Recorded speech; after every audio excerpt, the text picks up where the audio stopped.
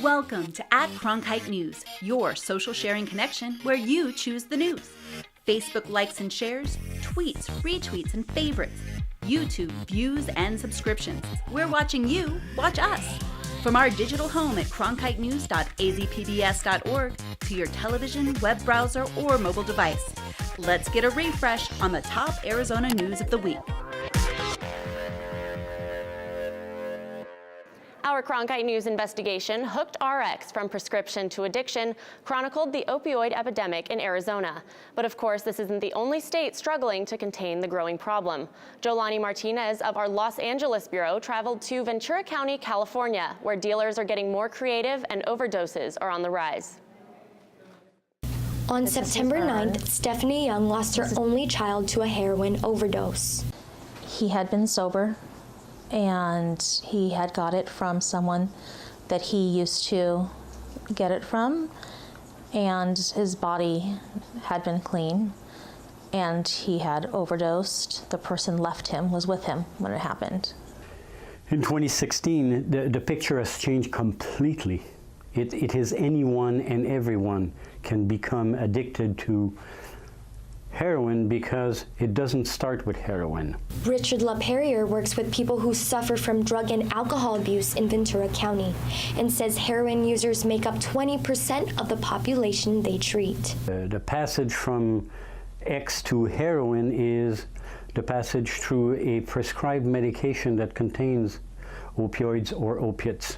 Zachary's overdose death and two more that quickly followed prompted increased attention from police, which took down a heroin delivery service that was operating the same way you might order a pizza.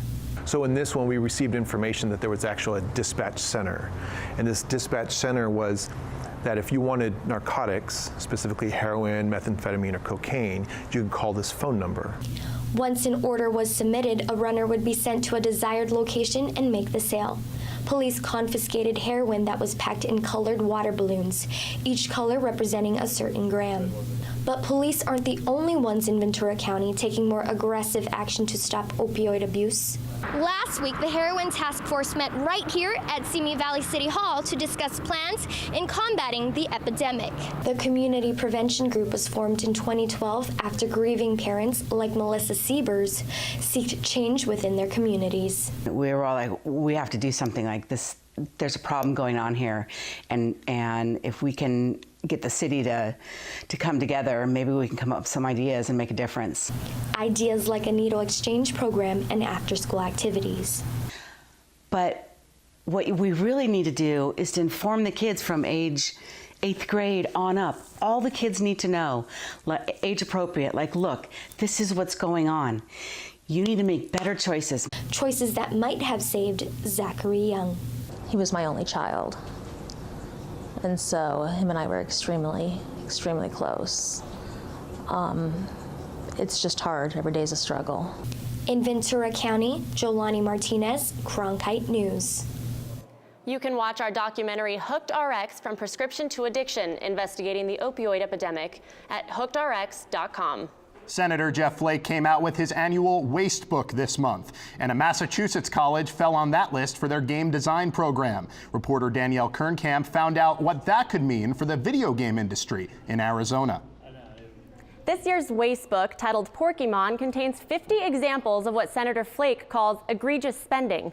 One of them is a $36,700 grant from the Environmental Protection Agency that went to a program designed to, quote, engage kids in an environmental conversation through the popular video game Minecraft. But many gamers in Arizona say using video games to learn is the opposite of a waste. Sorry, I got totally distracted playing this game. I can't play and talk. Kelly Tran has been gaming since she was a kid, and now she's writing her dissertation on Pokemon Go.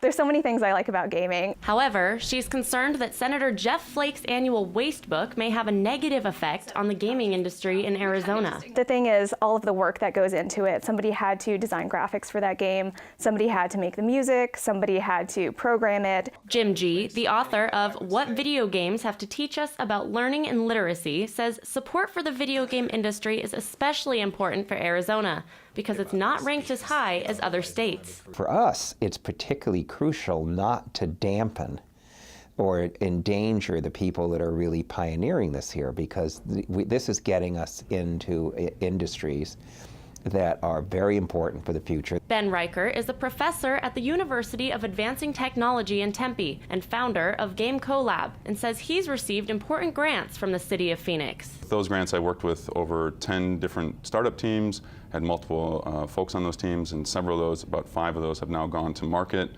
with their games. Tran says that people can sometimes underestimate the social aspect of video games. There's a lot of learning that can happen through games, and there's a lot of family bonding and friend bonding that can happen. This example in Flake's Wastebook ended with, quote, "Instead of pouring money down the drain in virtual worlds, EPA should target resources to fixing real problems in the real world." Some of the other examples of federal spending that Flake called outrageous and wasteful include a $450,000 study to determine if dinosaurs could sing and a $2.4 million study to learn how to be more popular online. In the broadcast center, Danielle Kernkamp, Cronkite News. A Syrian family living in Phoenix is separated from relatives who are still in the Middle East. Cronkite News reporter Anthony Marroquin tracked them down in Washington, D.C., where they expressed their frustration with the ban. Jamal Saleh arrived in the United States just last year after a 3-year process that saw him and his family flee from Syria to Jordan before arriving in the United States.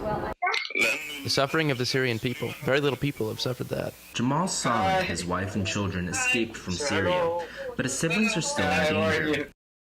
I'm scared.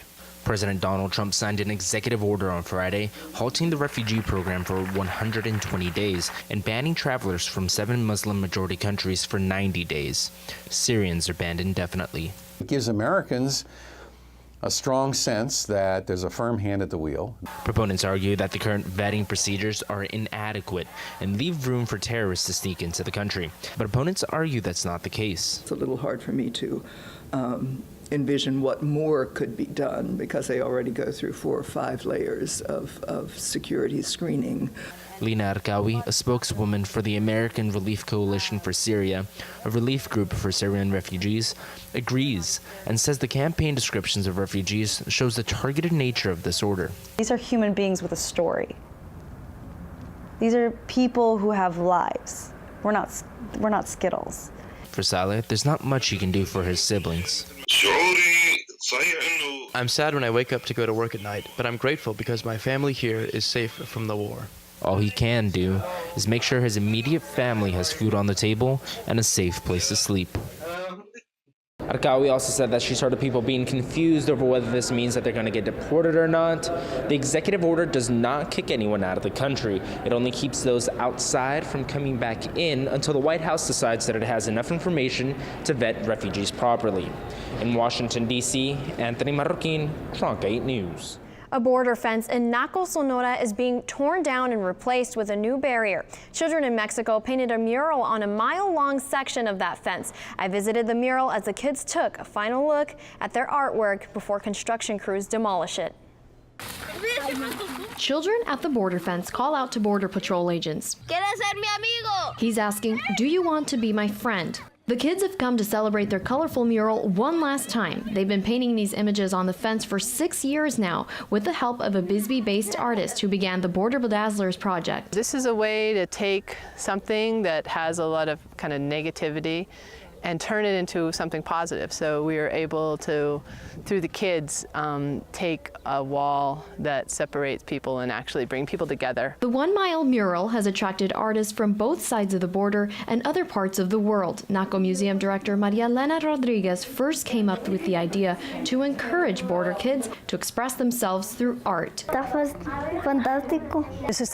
It's showing them that although there's a geographical barrier dividing 2 countries, we as people are not divided. Construction crews have already begun loading materials into this area, so this 7.5 mile fence could be taken down any day now. It'll be replaced by an 18-foot fence. The new fence is not part of President Trump's proposed border wall. Plans for an upgrade have been in the works for 4 years now. The teardown is a new beginning for the Border Bedazzlers. An art studio for the kids of Naco just opened. because there's art, culture, and we get to paint every Tuesday. And this Bisbee-based artist will be back every week to continue the artwork inspired by the border fence. I just think that they need to know that they're important and that we see them, and that they should never feel anything but like the greatest kids in the world. According to the Border Patrol, the new fence will be safer and more efficient because agents will be able to see what's happening on the other side in Mexico.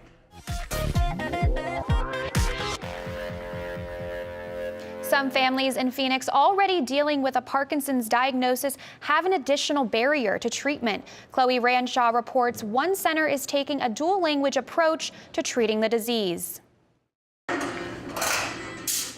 My mom has been a singer, since she was little.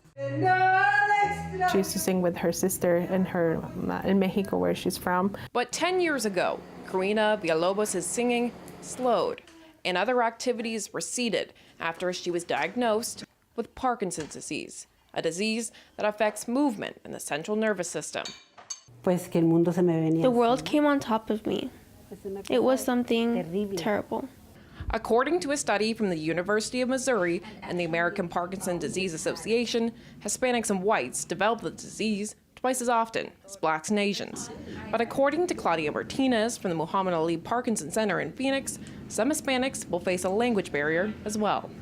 So that's why we believe that this is very important, not only to provide services for Latinos with Parkinson's, but also to educate the Hispanic community about this disease. The program started small in 2007 to offer care to those diagnosed with Parkinson's, including support groups and education classes. But it's grown over the years to offer a cultural-specific approach for Hispanics, like painting workshops and a Spanish language choir.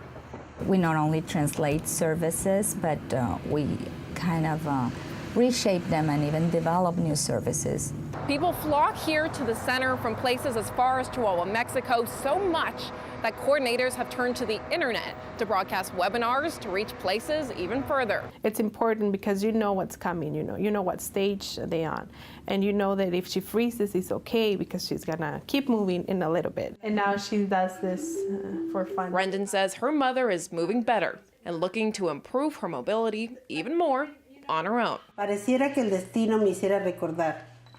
She started writing poems to keep her handwriting skills strong. The reason is my daughters, my family.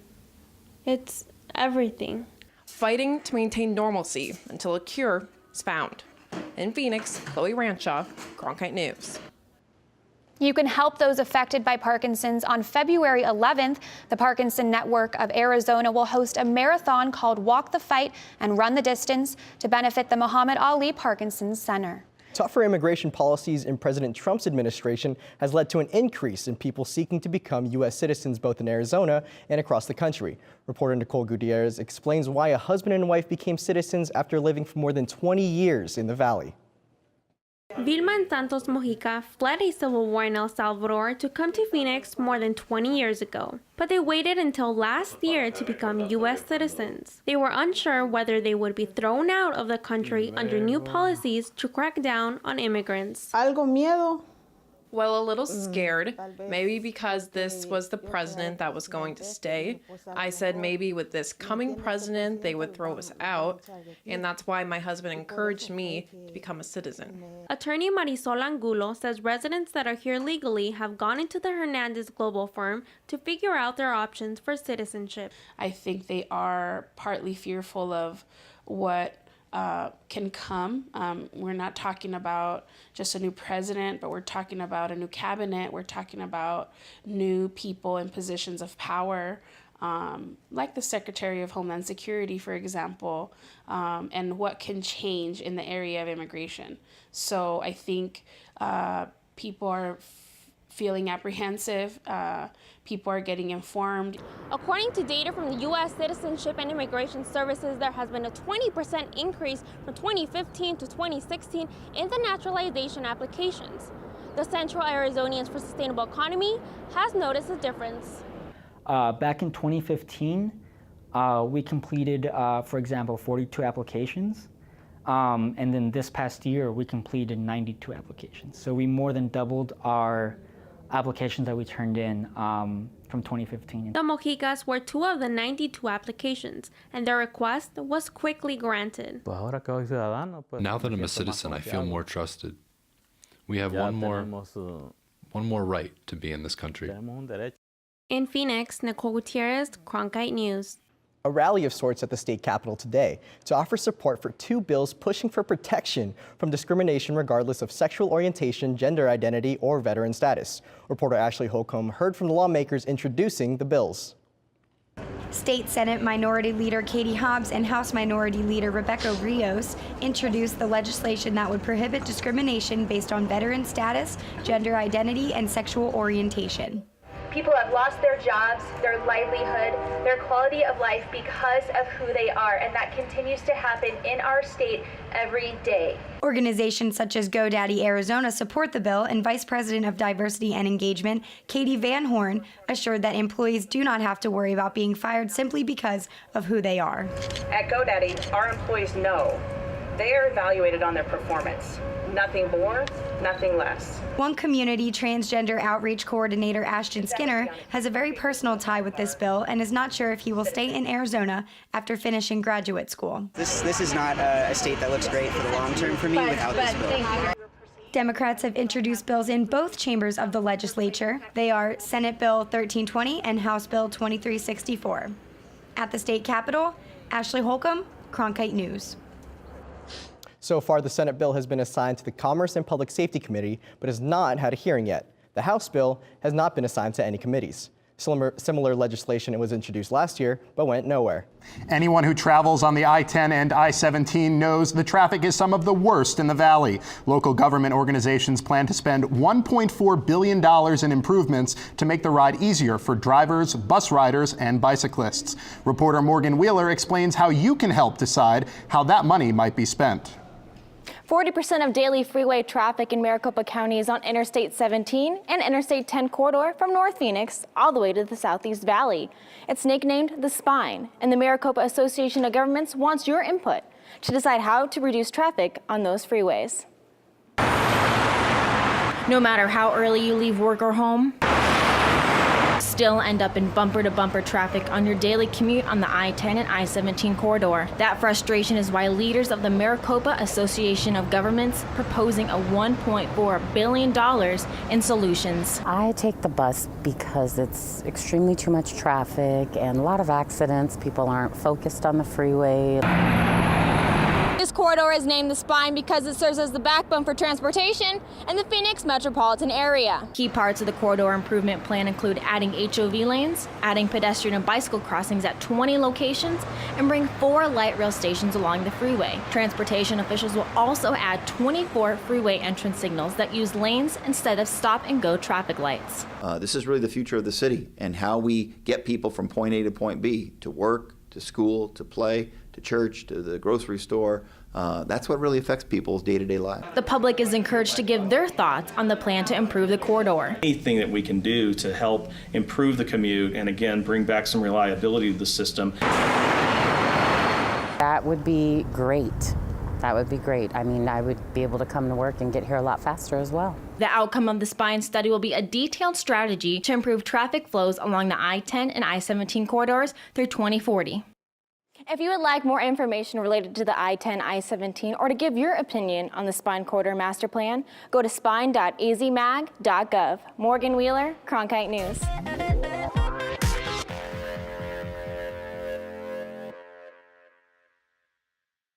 New technology is helping people who may suffer from anxiety and ADHD. Alexa Arms talks to the creator of Buzzys to find out more about the science behind what makes them work. Most of the time, I'm just kind of worried about everyday, homework, what's going to happen tomorrow. Anxiety disorders are the most common mental illness in the United States, affecting nearly 18% of the population. When people are self-regulating, when people aren't stressed out, they perform better, they make better decisions, they sleep better, their overall health is better. For decades, people have turned to bilateral stimulation as a way to deal with difficult situations. The therapy helps distract the brain so that information can be processed in a new, less distressing way. Normally, sessions are performed in a doctor's office, but Dr. Amy Sarin has found a way to make these treatments mobile. What I did that was new was improve some of the technology, the waveform, and the delivery method to give access to people outside of doctors' offices. Sarin says that bilateral stimulation can help with PTSD, OCD, anxiety, sleeping disorders, and even keep you focused in the classroom.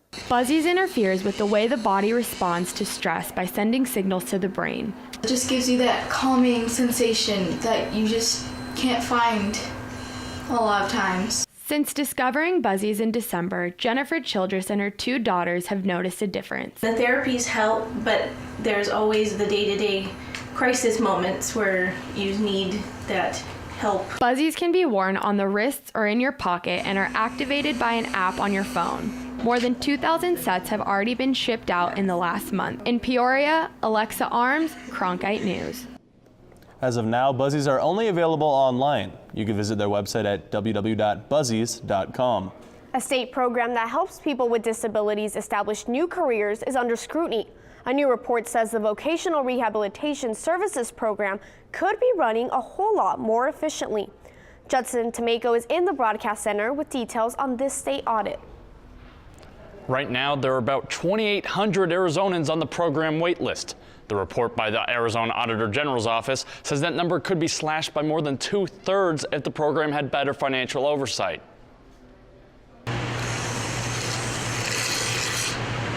The staff at Common Grounds is preparing for its grand opening. It's a new coffee shop in the state capitol and a new start for Darren Warlow, who is legally blind. I was an electrician for 14 years, a journeyman electrician. I was exposed to some chemical that within 10 days after being exposed to that, I lost my eyesight. 19 years ago, after losing his vision, Darren's doctor recommended him to the Vocational Rehabilitation Services Program. The Arizona Auditor General's office says the Vocational Rehabilitation Program spends almost 2.5 times as much money per client than the same program in other states, spending approximately $16,200 per person versus the national average of only $6,300. On top of that, Arizona's successful rehabilitation rate is only 51%, while the national average is about 57%. Dot Reinhardt helped work on the report that made suggestions on how the program can improve. We recommended that they develop ways for monitoring progress in terms of cost and how long clients are in the program to help ensure that they have better oversight over those costs. While the Department of Economic Security agrees to the suggested changes, the department doesn't feel the report fully represents the program. Over the last year, we did help, nearly 1,500 people obtain employment. And so that's 1,500 people that may not have obtained employment without our services and supports. And so while we have a lot of, we do have work to do and we recognize that, we're still doing really good work out in the field. The Department of Economic Security did note that the metrics used to measure the successful rehabilitation rate included factors such as people who moved out of state or even died while still enrolled in the program, and a federal law just changed those metrics. The department has 6 months to make their own changes before the Auditor General's office performs a follow-up audit. In the broadcast center, Judson Tomeko, Cronkite News. Now, here's an @Cronkite News pick of the week, a favorite from the Cronkite News staff. Donald Trump's border wall is facing opposition from the Tohono O'odham Nation, which has members on both sides of the border. I visited the reservation during the annual rodeo this past weekend to learn more about the tribe's concerns.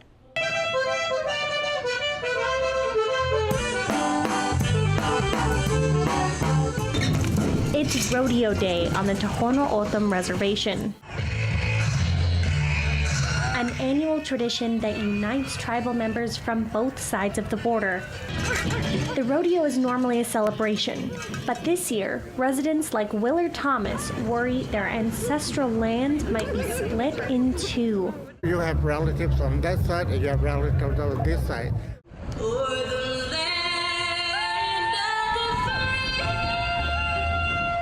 Right now, to attend the rodeo, tribal members from Mexico had to cross the border on foot and show a tribal ID. That's how you're supposed to do it! They worry a wall would make attending celebrations like this one even more difficult. This tradition is just one that's persisted in the Tohono O'odham Nation for decades. But this tribal soil extends into Mexico, and families on both sides are concerned about a wall. I mean, we need to speak out more. Ladies and gentlemen. Some want the tribe to protect their borderland. My pride that I have for my people. The tribe's vice chairman said after the election that a wall would only be built over his dead body. Now he softened his tone. As we look at it, there is no border. It's an imaginary line, regardless of what it is. So we will continue to cross freely. Wall or no wall, the nation will fight to keep its traditions alive and families together. One man told me his Cronkite News tracks your likes, tweets, and shares from all our social sites to bring you this news special at Cronkite News, our weekly refresh. Join the conversation so you choose the news. Like us on Facebook, follow us on Twitter, subscribe to us on YouTube, and log on to cronkitenews.azpbs.org for top Arizona stories anytime.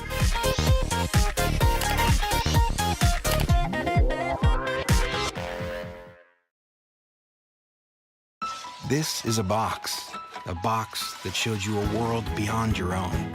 It was just a box, but the world has changed, and so have we. And now the box can be almost any size or shape. And you decide what you want to explore. Anytime, any place. Break out of the box with PBS. Explore worlds of wonder here on Arizona PBS, a viewer-supported community service of Arizona State University.